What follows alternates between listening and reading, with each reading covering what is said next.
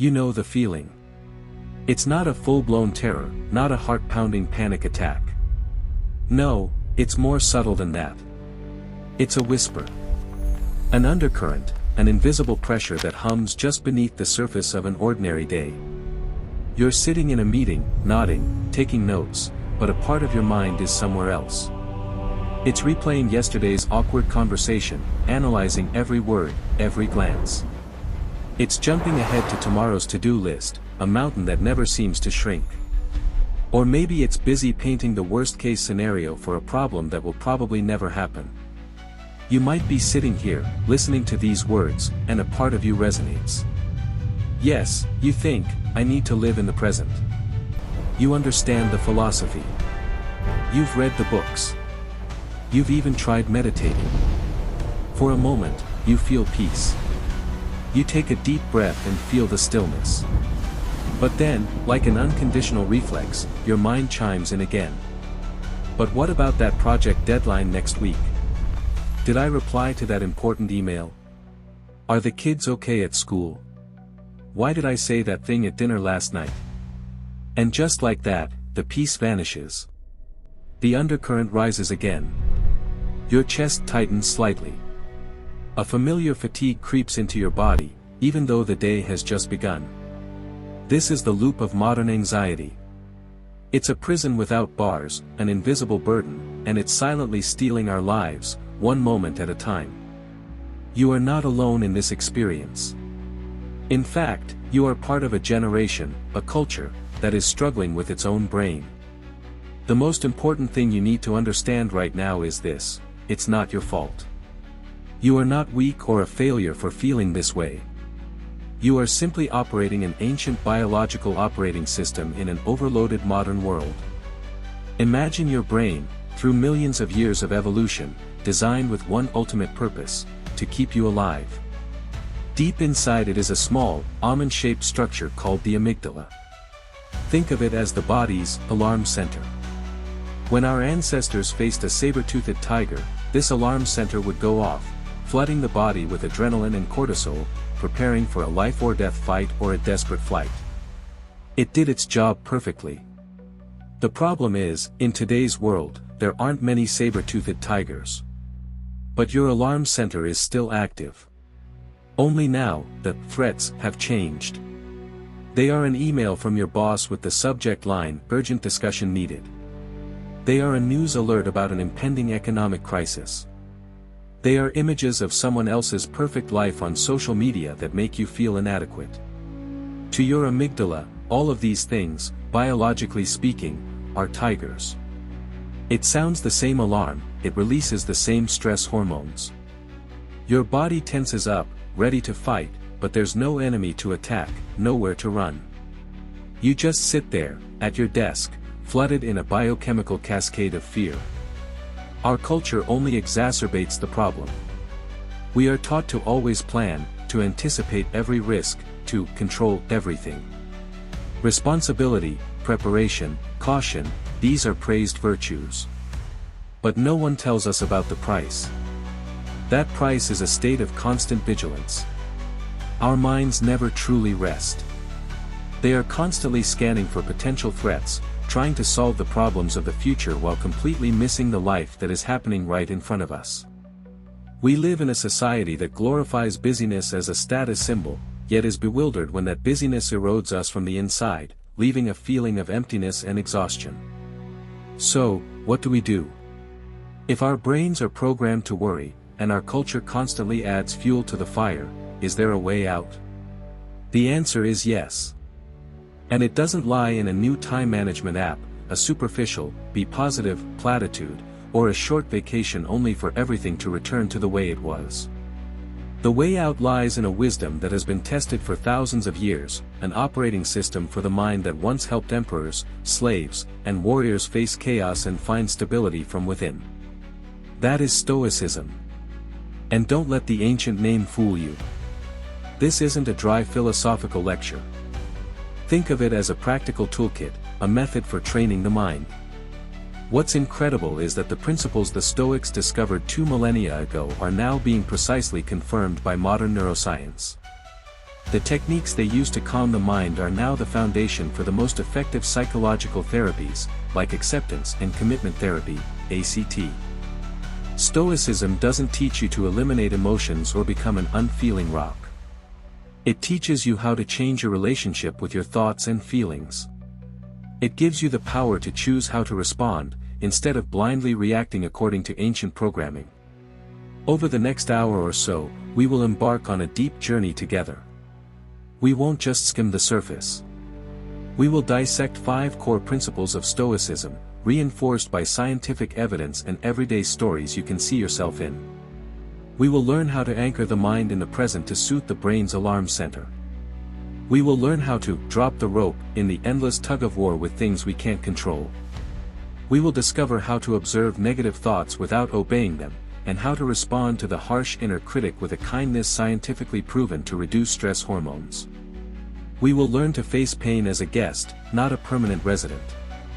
And the final principle will not just help you cope, it will show you how to actively practice joy as a skill, even when life is still messy and imperfect. This is not a promise of an anxiety-free life. Such a life does not exist.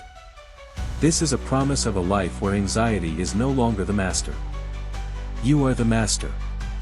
Your journey to transform from a worrier to a warrior of inner peace begins now.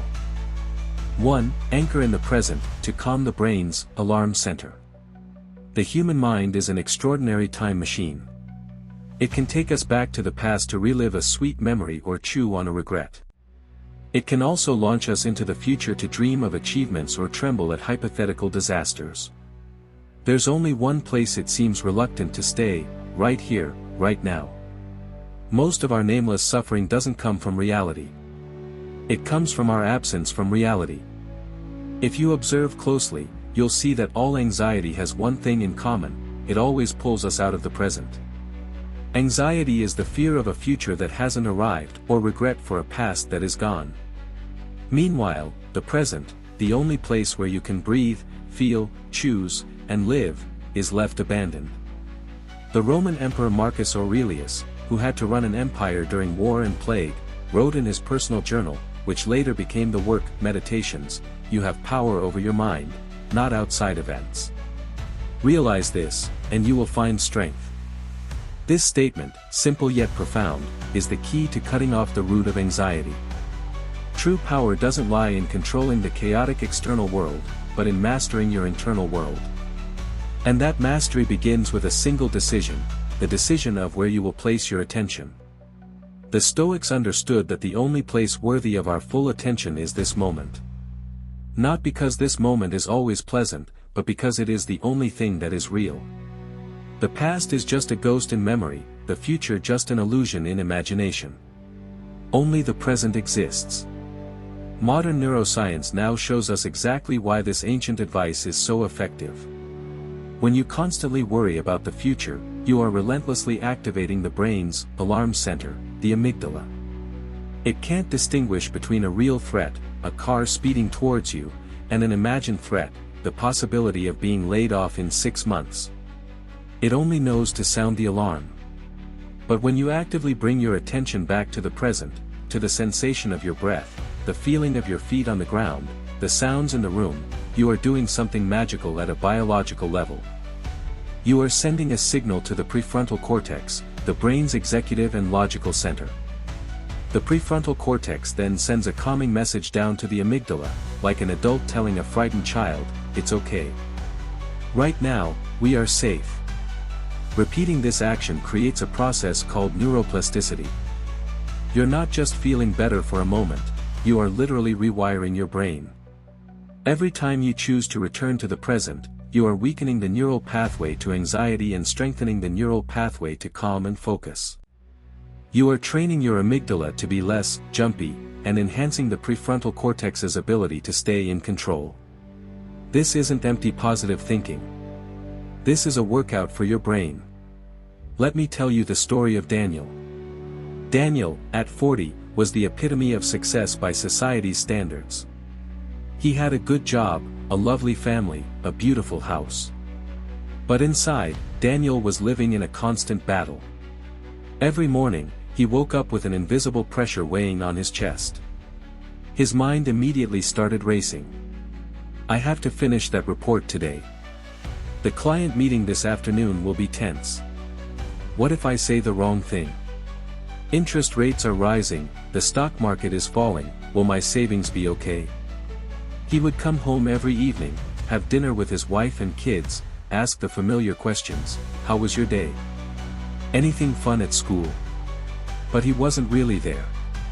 His eyes were vacant. His mind was still at the office, or in the future 5 years from now. One evening, his wife, after trying to start a conversation with him and getting nothing but distracted replies, gently said, "You know, I feel like you're not really here anymore." Daniel felt defensive. He worked hard, he provided for his family. He thought his physical presence was enough. He didn't realize his soul had drifted away long ago. The turning point came one Sunday afternoon. He was sitting on the couch, trying to read a book but actually worrying about the upcoming work week, when his 6-year-old daughter climbed into his lap, placed her small hand on his chest, and asked a simple question, "Daddy, can you hear your heart beating?" That question, in its innocence, pierced through Daniel's fog of anxiety. He froze.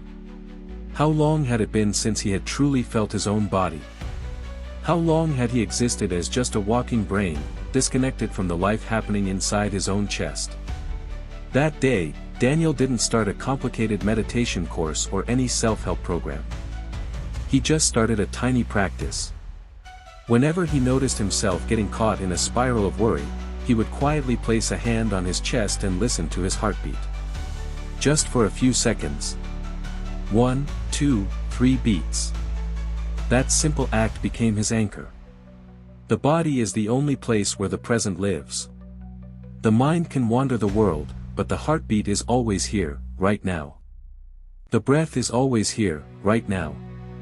The feeling of your feet on the floor is always here, right now. Slowly, bit by bit, Daniel began to return to his own life. The change didn't come from grand gestures, but from thousands of small moments lived fully. He started to actually taste his morning coffee, instead of just drinking it unconsciously. He started to actually hear the birds chirping outside his window, instead of just treating it as background noise. He started to actually feel his daughter's hug, instead of just mechanically returning it. You can do that too, starting right now. No meditation cushion, no incense needed. Just practical anchors you can use anywhere. Practical exercise 1, the body anchor. Just like Daniel, try it right now. Place a hand on your chest or belly. Feel the rise and fall with each breath. Feel the warmth from your hand. Just do it for 3 breaths. Inhale, exhale. Inhale, exhale. Inhale, exhale. You have just interrupted the stream of thought and returned to your body. Use it when you're stuck in traffic, waiting in line, or right before an important call. It's your personal reset button. Practical exercise 2, the 5-4-3-2-1 technique. When you feel your mind spinning, gently stop and name 5 things you can see around you. E.g., the table, a pen, a picture, a crack in the wall, the blue of a shirt. 4 things you can feel with your sense of touch. E.g., the softness of the chair, the coolness of the tabletop, the weight of your phone in your hand, the texture of your pants. 3 things you can hear. E.g., the sound of the air conditioner, distant traffic, the ticking of a clock. 2 things you can smell. E.g., the faint scent of coffee, the smell of an old book. 1 thing you can taste. E.g., the lingering taste of lunch, or simply the sensation in your mouth. This exercise forces your mind to exit abstract thoughts and connect powerfully with sensory reality. Practical exercise 3, anchoring in action. You don't need to set aside extra time for this. Integrate it into things you already do. When brushing your teeth, instead of planning your day, just feel. Feel the bristles on your teeth, the taste of the toothpaste, the sound of the running water. When you drink a glass of water, feel its coolness flowing down your throat. When you walk from the parking lot to the office, feel each step, feel the wind on your face. Turn unconscious actions into tiny moments of mindfulness. This practice isn't always easy. Your mind, out of habit, will drift again. That's natural. Your job isn't to never wander, but to gently notice when you have wandered, and then, without judgment, without frustration, you gently bring it back. Back to the breath. Back to the heartbeat. Back to this moment. When you do this consistently, something magical happens. Life will still be chaotic. Problems will still arise. But they seem less terrifying. You are no longer paralyzed by what might happen, because you are too busy living with what is happening. And in that presence, you will sometimes feel a sudden joy. Not because something big happened, but simply because you were here, fully, to witness it. Happiness is not a distant goal at the end of the road. It is a skill. And that skill begins with a single, repeated decision, the decision to stay in this moment. But the present moment isn't always pleasant. Sometimes, it means facing a harsh, unwanted reality. Things that hurt. And in those moments, just anchoring in the present is not enough. You will need the next lesson. 2. Drop the rope, the science of accepting what you cannot control. People don't die from reality. They die, slowly, from fighting it. Think about the last time something didn't go your way. Maybe a project you poured your heart into wasn't approved. Maybe a close friend suddenly changed their attitude. Maybe a financial plan you carefully laid out collapsed due to macro factors. Remember that feeling. A tightening in your chest. A hot flush up your spine. And in your head, a war broke out. You started arguing with a version of the world that no longer existed. It shouldn't be this way. Why me? If only I had done things differently. What are you doing? You are punching a wall. You are screaming into a hurricane. The wall doesn't disappear, the storm doesn't subside. Only your fist is bloodied, only your throat is raw, and only your soul is exhausted.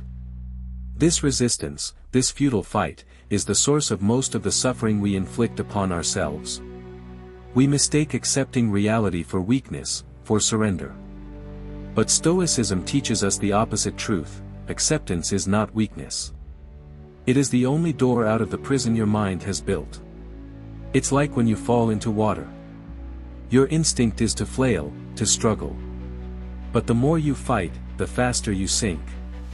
Only when you stop, relax your body, can you float. The foundation of this thinking lies in one of the most powerful concepts in Western philosophy, formulated by a man who was once a slave and later became one of the most influential thinkers, Epictetus. He called it the dichotomy of control. This principle is astonishingly simple, but living by it is a lifelong challenge.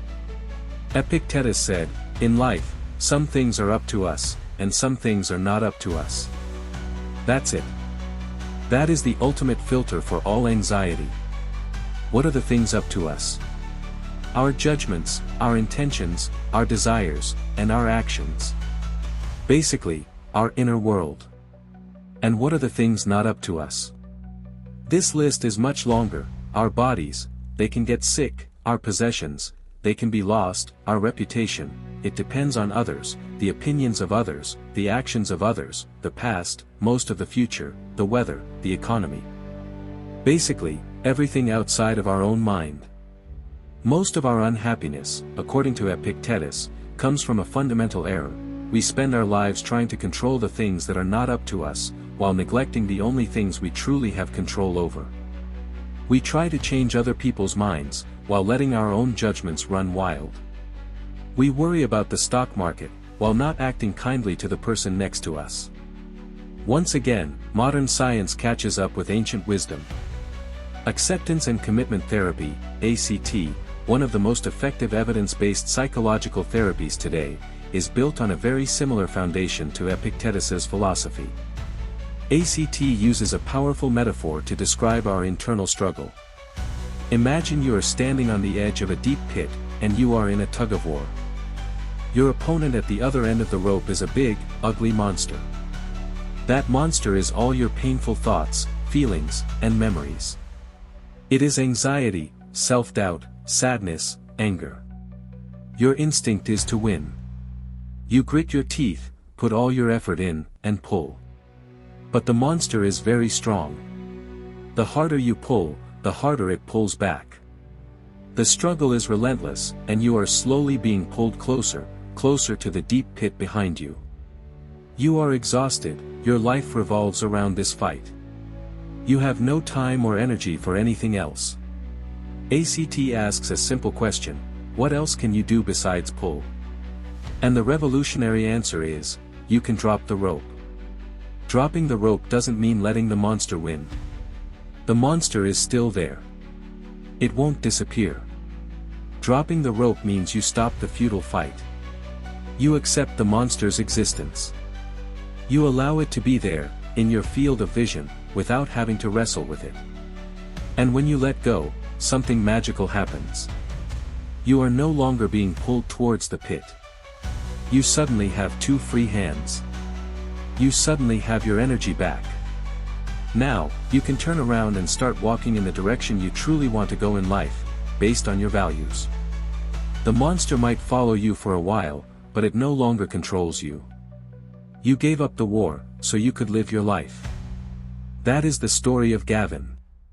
Gavin had lived his whole life with detailed plans. He had a spreadsheet for everything: a 5-year, 10-year career path, a retirement savings plan, an investment plan for his children's education. He believed that if he was smart enough, hardworking enough, and in control enough, life would reward him with stability. He was trying to build a fortress to ward off the chaos of the world. But within 6 months, a tsunami hit. His mother died suddenly.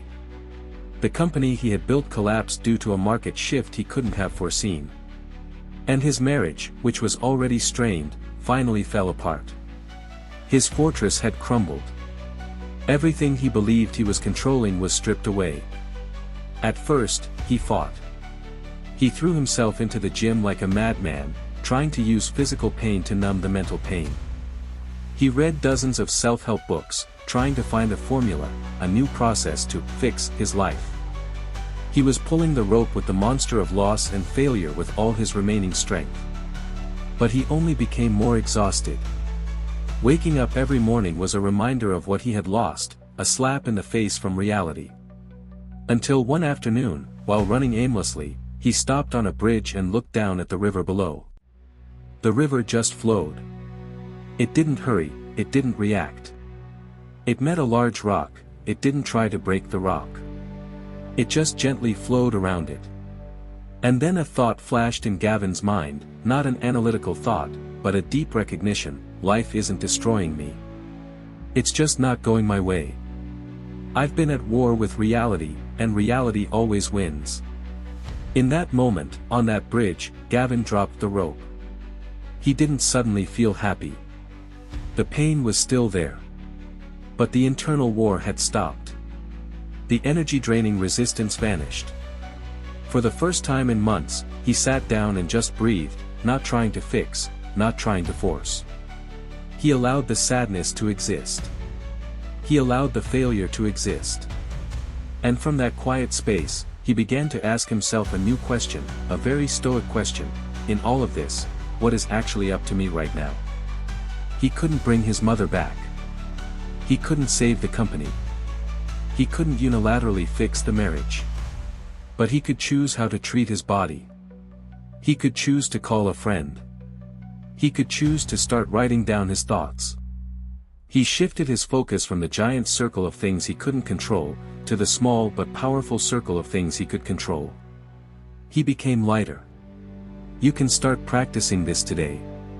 Practical exercise 1, the 2 circles. Take a piece of paper. Draw a small circle in the middle, label it, up to me.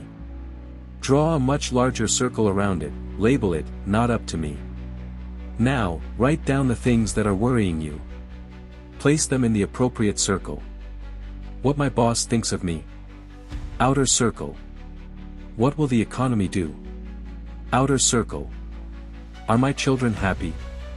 Outer circle. I will do my best work today. Inner circle. I will speak kindly to my spouse. Inner circle. I will take 15 minutes to walk. Inner circle. This exercise will give you a clear visual map of where you should focus your energy. Practical exercise 2, journaling about resistance. At the end of each day, ask yourself, where did I fight with reality today? What monster was I in a tug-of-war with? What did that fight feel like? What would happen if I tried to drop the rope, just a little? What small action within my circle of control can I take tomorrow? Acceptance is not passivity. It is an act of supreme wisdom. It is you refusing to waste your precious energy on battles you can never win. When you stop fighting with reality, you get all your strength back to build a meaningful life, regardless of external circumstances. You stop trying to control the storm, and instead, you learn to steer your boat steadily. And when you've dropped the rope, when you've created that peaceful space, a new question arises: what to do with the thoughts and feelings that are still lingering in that space? This brings us to the next principle. 3. Observe your thoughts and respond with kindness, the power of reappraisal and self-compassion. You've learned to anchor yourself in the present. You've learned to drop the rope in the battle with reality. But even when you do those two things, there's one thing that never stops working: the thought-producing machine in your head. It runs 24/7, no days off, constantly generating comments, judgments, scenarios, and worries. And if you're like most of us, the majority of this machine's output tends to be automatically negative. Imagine your mind as a grand central station. Every thought is a train. Every few seconds, a train arrives. There's the "I should have." Express, the "what if." Local, and the overnight train called "I'm a failure." For years, we've lived as unconscious passengers. Whatever train arrived, we automatically jumped on, without knowing where it was going. The "my boss didn't reply to my email" train arrives, we hop on, and it takes us straight to the "I'm definitely getting fired" station.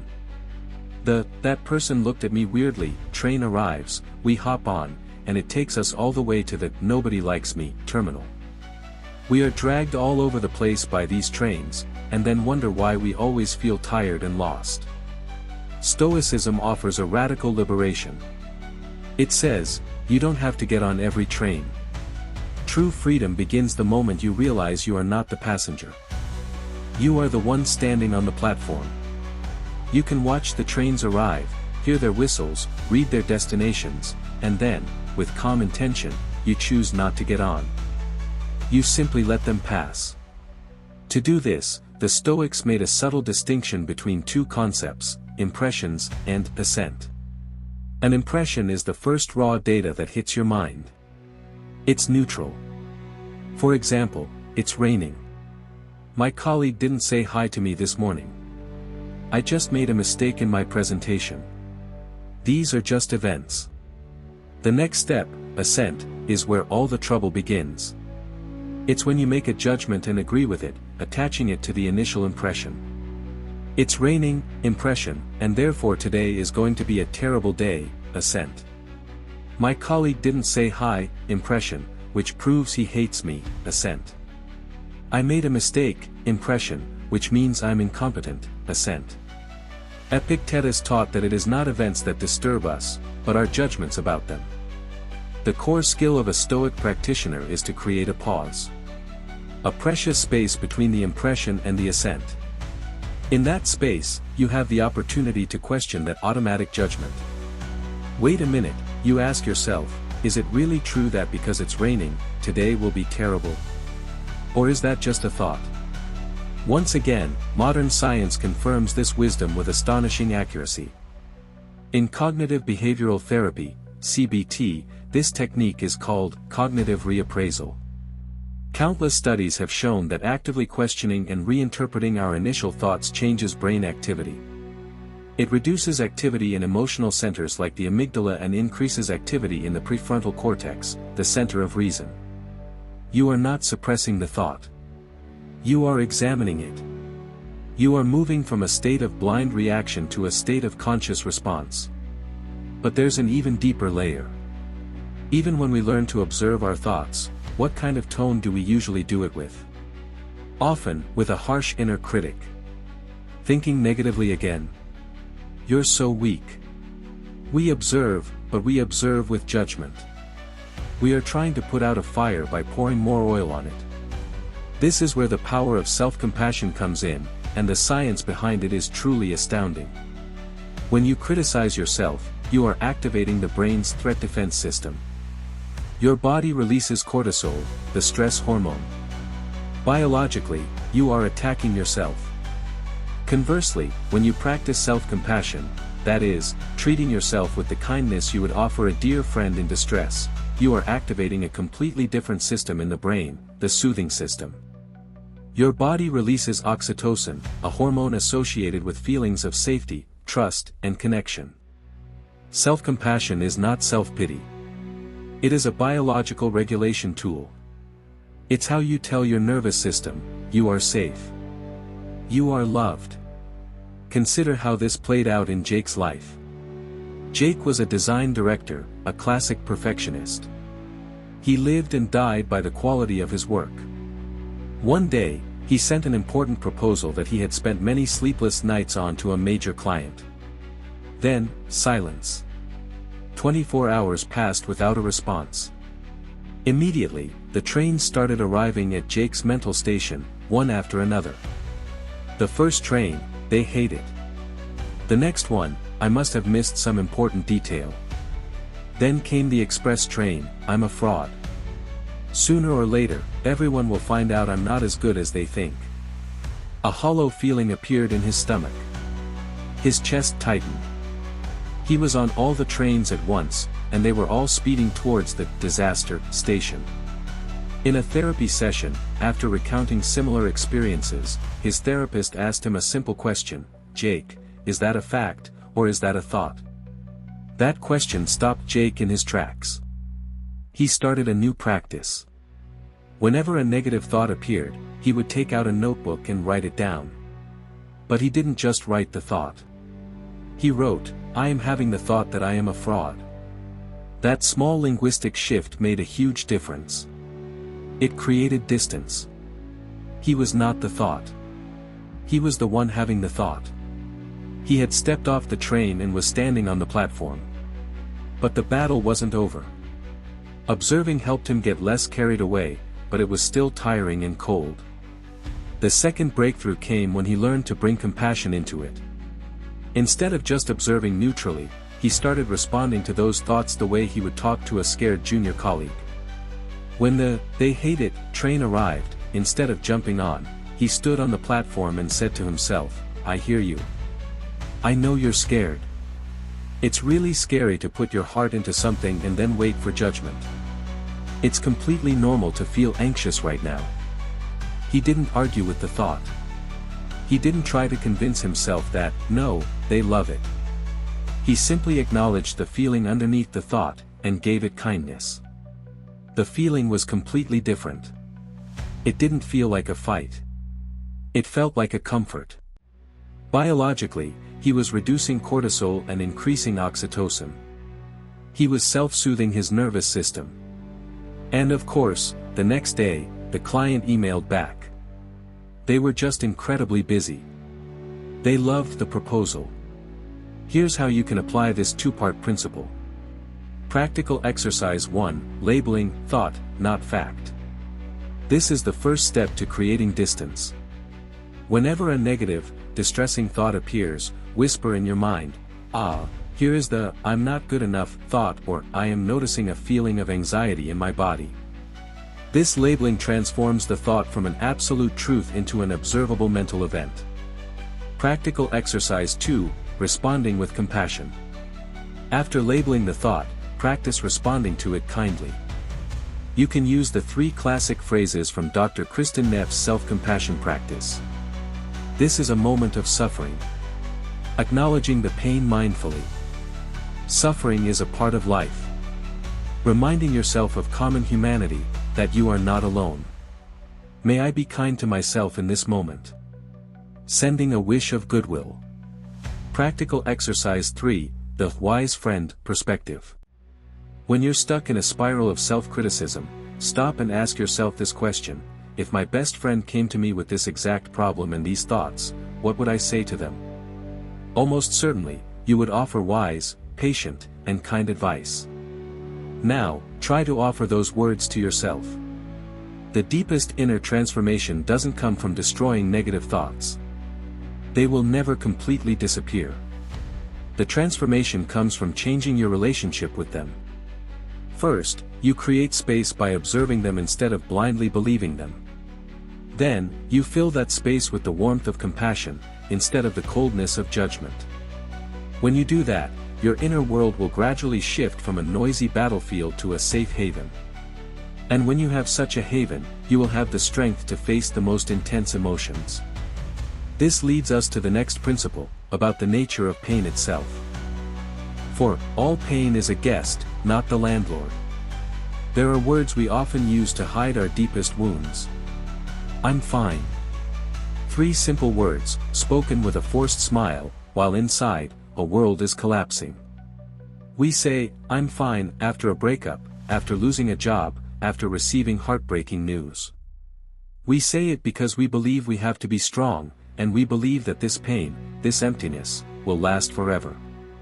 We make a fundamental error in perception. We believe that today's weather is the climate for the rest of our lives. Imagine your emotions as the weather. There are beautiful, warm, sunny days. Those are moments of joy and contentment.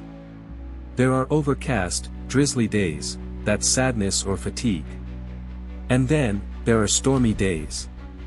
The hurricanes of loss, the blizzards of despair, the tornadoes of betrayal. When you are in the middle of such a storm, it consumes your entire world. The wind howls, thunder roars, and you can't see anything but chaos. In that moment, it's easy to believe that this storm will never end. That from now on, life will only be darkness and gusting winds. But there is an undeniable truth about the weather: it always changes. No storm, no matter how fierce, lasts forever. The sky may be obscured for days, but eventually, the clouds will part, and the sun will shine again. Stoicism doesn't teach us how to prevent emotional storms. That's impossible. Instead, it teaches us how to build a sturdy shelter within, and equips us with a fundamental truth: emotions, no matter how intense, are just guests. They come, they stay for a while, and then, they will surely leave. You don't have to chase them away. You also don't have to bow down to them. You just need to remember that pain is a downpour, not the climate. Stoics like Seneca frequently contemplated the impermanence of all things. He understood that everything we have, possessions, relationships, health, and even life itself, is merely on loan from fate. They can be taken back at any time without notice. A deeper concept in Stoic philosophy is premeditatio malorum, the premeditation of evils. This is not a pessimistic exercise to wallow in negativity. On the contrary, it is an exercise in gratitude and preparation. By occasionally reminding ourselves that we can lose what we love, we learn to appreciate them more deeply while they are still here. And at the same time, when loss does occur, while still painful, we will not be completely shattered, because we have already understood that change and loss are an inevitable part of life. It helps us build a resilience not from callousness, but from a deep understanding of the nature of reality. Modern psychology also echoes this philosophy. Therapists talk about sitting with your emotions. When a strong emotion like sadness or anger arises, trying to ignore or suppress it is like trying to hold a beach ball underwater. It will always find a way to pop up, often at unexpected times and with greater force. Instead, allowing yourself to consciously feel that emotion, in a safe space, allows it to run its natural course. Like a storm cloud, it will release its rain and then dissipate. The process of overcoming grief, especially loss, is also not a straight line. It's not a process of getting over it and leaving the pain behind. It's more like waves. Initially, the waves of grief come crashing down, frequent and intense, almost drowning you. But over time, those waves will come less often, and their intensity will also decrease. There will be calm days, and there will also be sudden stormy days. Accepting this wave-like nature of pain is a crucial step towards healing. Let's go back to David. After his company collapsed and the life he had painstakingly built turned to dust, he wasn't just sad. He felt dead inside. His pain had a physical weight. Every morning, the blanket on him felt as heavy as lead. The coffee tasted bland. The morning sun had a grayish tint. He would watch his little daughter eat breakfast, and a crushing guilt would break his heart. He believed he had failed as a father, that he was broken and had nothing good left to give her. The thought kept repeating, "You're broken. You're worthless." He tried to fight it. He tried to be positive, but felt like a hypocrite. He tried to ignore it, but it screamed at him during sleepless nights. Until one day, while aimlessly wandering online, he stumbled upon a quote from Epictetus: "The wise man does not grieve for the things which he has not, but rejoices for those which he has." That quote wasn't a magic spell. It didn't erase David's pain. But it lit a match in a dark room. It shifted his attention, if only for a moment. That night, instead of fighting the despair, he tried something different. He sat down and wrote on a piece of paper, "Today was a bad day. I feel like a failure. And that's okay. This feeling won't last forever." He started treating his pain like a sick guest. He didn't have to like it, but he also didn't have to kick it out. He could care for it, observe it, and trust that one day it would get better and leave. His recovery was not a straight line. There were days he had enough energy to cook a decent breakfast for his daughter and feel a spark of purpose. But the next day, the wave of despair would crash down again, and he could barely get out of bed. The difference was, now he no longer panicked at that wave. He learned to tell himself, today is a day for sadness. It's okay. This is today's weather. Tomorrow, the weather might be different. He started a small practice that later saved him. Every night before bed, he took a notebook and wrote down one good thing. Just one thing. The coffee tasted really good today. My daughter told me a joke. I saw a beautiful purple sunset. This wasn't toxic positivity. This was an attention training exercise. It was his way of reminding himself that even on the stormiest days, there are still moments when the sun peeks through the clouds. That the weather is never just one color. You can also learn to face your own storms. Practical exercise 1, Riding the Wave, a visualization exercise. The next time a painful, strong emotion rises, try this. Close your eyes. Visualize that emotion as a large wave in the ocean. Don't try to block it. Don't try to dive under it. Imagine you are a professional surfer. Your job is to ride the wave. Feel it lift you up, feel its power at its peak, and then, gently ride it down as it dissolves on the shore. By visualizing this, you learn to experience the emotion without being drowned by it. Practical exercise 2, the 10-minute appointment with sadness. If you are dealing with persistent pain, try setting an appointment with it. Tell yourself, okay, from 7 to 7:10 tonight, I will allow myself to fully feel this pain. I will worry, I will be sad, I will feel sorry for myself with all my attention. Set a timer. For those 10 minutes, really immerse yourself in it. But when the alarm rings, stand up, take a deep breath, and go do something else. Wash the dishes, call a friend, watch a comedy show. This exercise acknowledges and respects your emotion, but also sets a boundary so it doesn't take over your entire day. Practical exercise 3, Journaling about impermanence.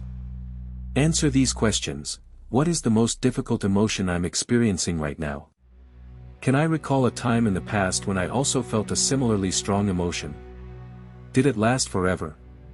If this feeling were a type of weather, what would it be? What do I know about all types of weather? You are not your emotions. You are the sky, and emotions are just the weather. The sky remains, vast and unchanged, no matter how fierce the storm. By remembering that all pain is just a guest, you can learn to welcome it with a quiet strength, with an understanding that it will not stay forever. It came to teach you something, and then it will continue on its journey. And when you have learned to endure the storms, you will be ready for the final step, learning to actively create your own sunshine. 5. Practice joy as a skill, not a reward. We have spent most of our time together learning skills that could be considered defensive. How to anchor ourselves when the mind drifts. How to drop the rope when reality becomes difficult. How to observe thoughts without being controlled by them. How to allow pain to pass through without being drowned by it. These are invaluable tools for building a solid foundation, a safe haven within. But a full life is not just about defending against the bad. It's also about actively pursuing the good. Our society has programmed us with a dangerous belief about happiness. It's the belief that happiness is a reward. It's a destination. It's something you will get when.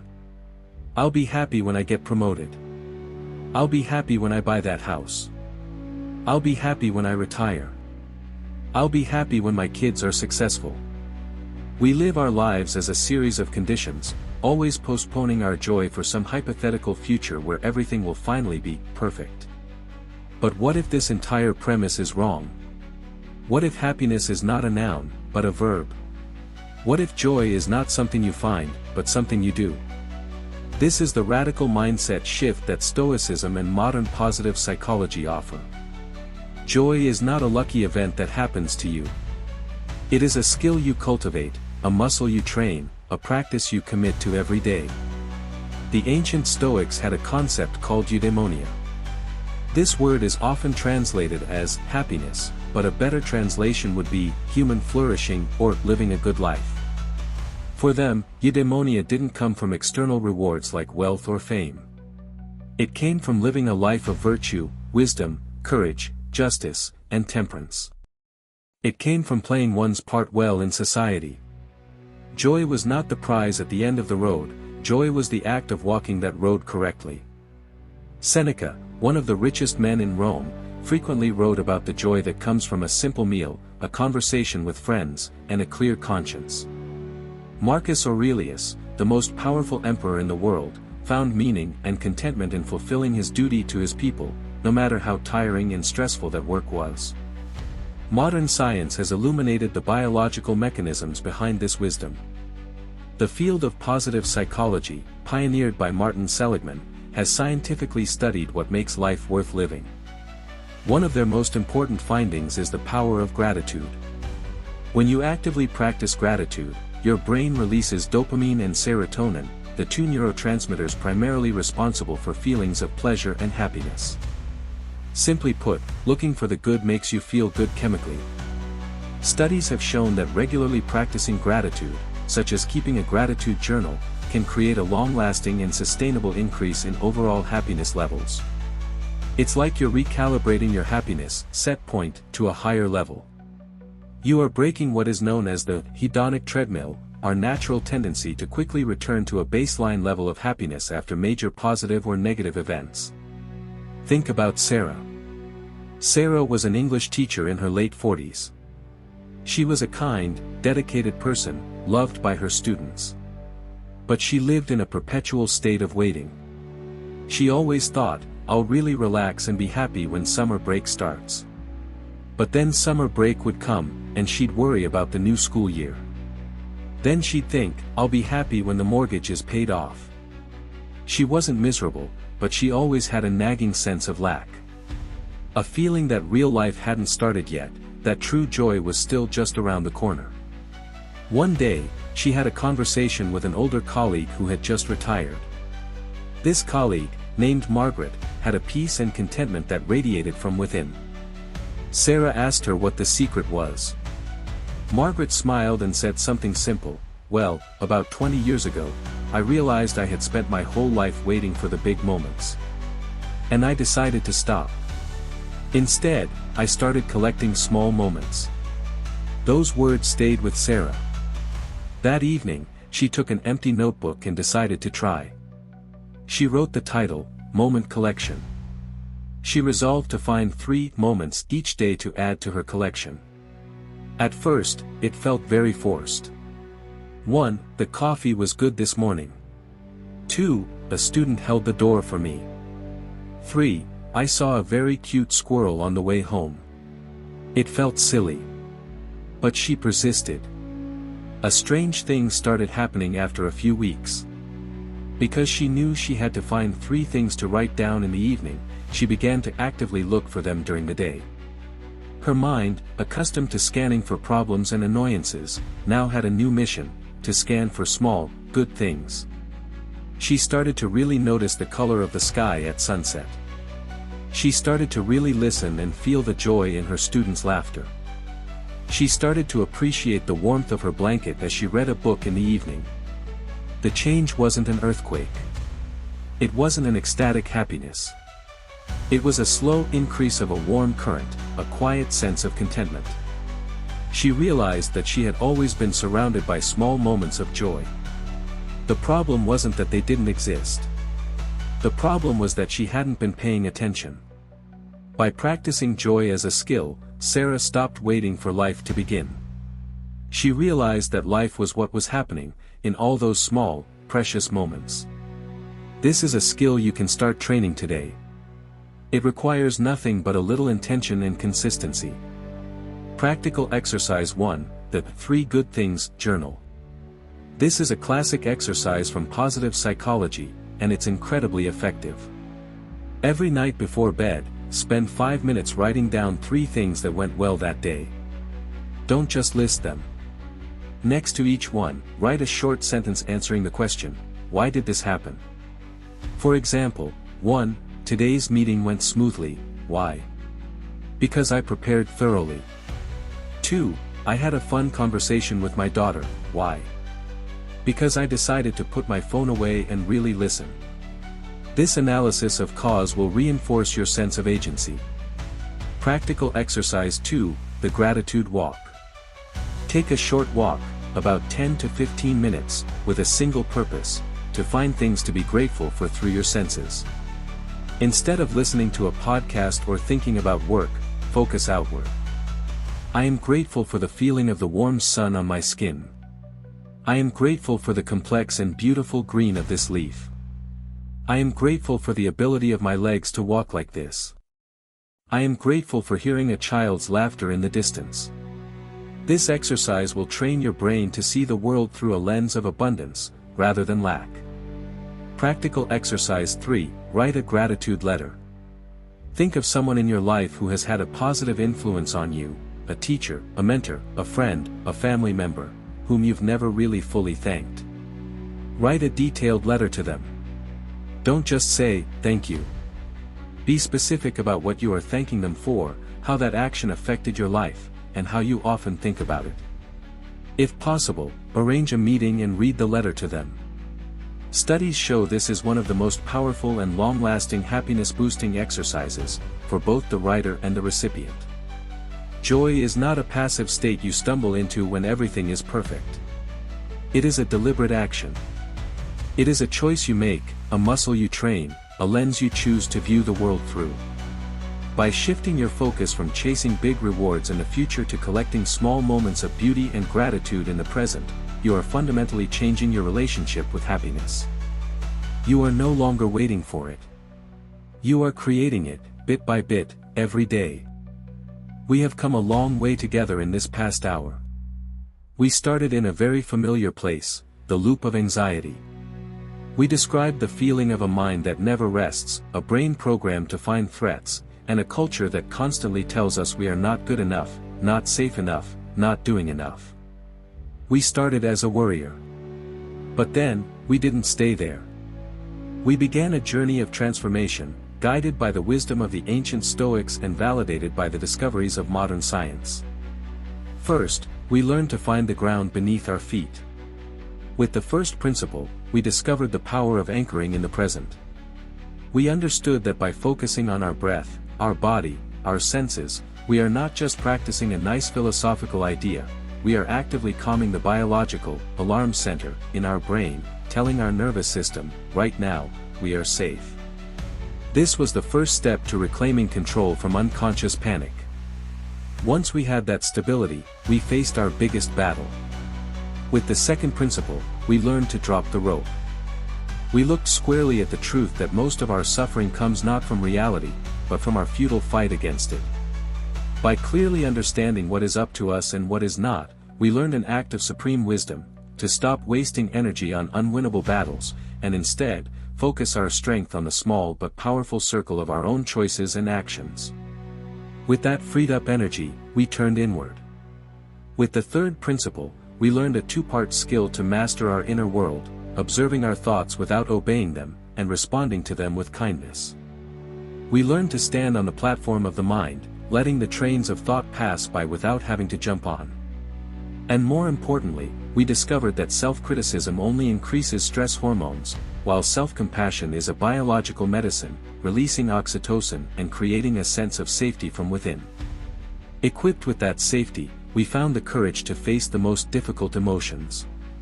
The fourth principle taught us that all pain is a guest, not the landlord. We learned to see sadness, loss, and disappointment not as a life sentence, but as the weather of the soul. Like all storms, they come, they are intense, and then they will pass. By accepting their impermanent nature, we can experience them with a quiet strength, without being defined by them. And finally, from that solid foundation of peace and resilience, we learn to go one step further. With the fifth principle, we discovered that joy is not a passive reward, but an active skill. We realized that we don't have to wait until life is perfect to allow ourselves to be happy. Instead, we can train our brains to scan for the good, to collect moments of gratitude, and to actively create joy from the simplest things, every day. The journey we have just taken is not just a list of tips. It is a roadmap for transformation. A roadmap to go from a worrier to a warrior. And when I say warrior in the Stoic sense, I'm not talking about someone aggressive or unfeeling. A Stoic warrior is not someone who never feels fear or pain. On the contrary, they feel everything deeply. But they are not slaves to those emotions. A Stoic warrior is someone who has mastered their inner world.